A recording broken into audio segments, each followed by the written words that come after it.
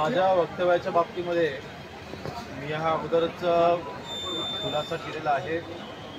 माननीय मुख्यमंत्री मोदींनी देखील त्या बाबतीमध्ये खुलासा केला होता आणि खुलासा करत असताना मी मागेच सांगितलं होतं की विरोधकांकडनं या वक्तव्याचा विपर्यास करून फक्त राजकारणासाठी उपयोग करून घेतला जातोय हे दुर्दैवी आहे। त्या मतावर मी आजही ठाम आहे।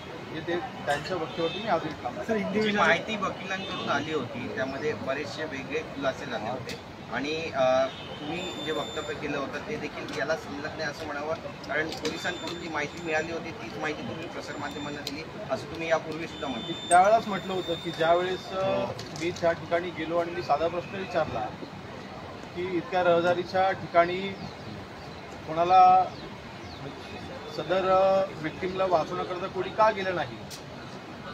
शेवटी या महाराष्ट्रामध्ये आज आमचं आलेलं सरकार हे आमच्या लाडक्या बहिणींच्या आशीर्वादाने आलेलं आहे। मग आमच्या अशा बहिणीवरती अत्याचार जेव्हा होत होता तेव्हा त्यांना वाचवलं का कोणी गेलं नाही। त्यावेळेस पोलिसांनी जे मला उत्तर दिलं होतं, त्यांनी जे मला ब्रीफ केलं तेच मी त्या पत्रकारितेमध्ये सांगितलं होतं आणि ह्याचा विपर्यास करून जे काही राजकारण केलं ते दुर्दैवी आहे। दुसऱ्या बाजूला जे काही आरोपीच्या वकिलांनी स्टेटमेंट केले आहे ते समोर आहेतच, परंतु जो काही निवाडा होणार आहे तो न्यायालयामध्ये होईल आणि चौकशीच्या अंती 100% जे दोषी आहेत त्यांच्यावरती कारवाई तर होणारच आहे आणि सदर आरोपीवरती कठोरात कठोर कारवाई झाली पाहिजे। ह्यासाठी मी तिथे गेलो होतो। यासाठी यंत्रणा योग्य पद्धतीने काम करते की नाही त्यांच्यावरती तिथे अंकुश राहिला पाहिजे ह्याकरता मी तिथे गेलो आणि आरोपीला वाचवण्याचा प्रश्नच उद्भवत नाही।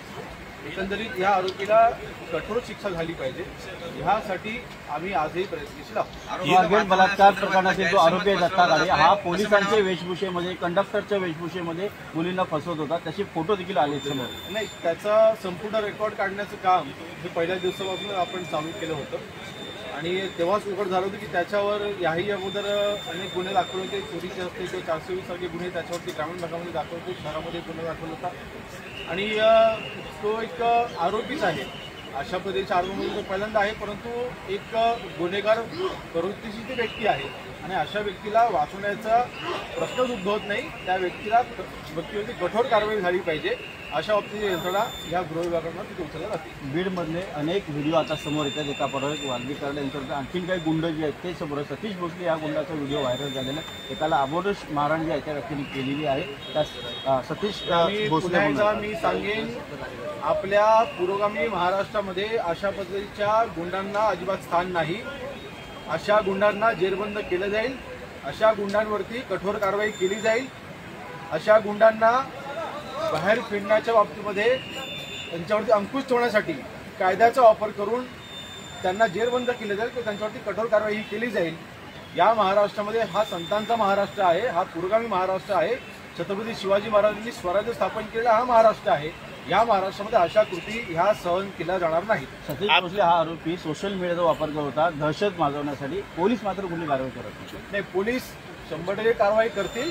सोशल मीडियाच्या प्रत्येक ॲक्टिव्हिटीवरती आमची नजर असते।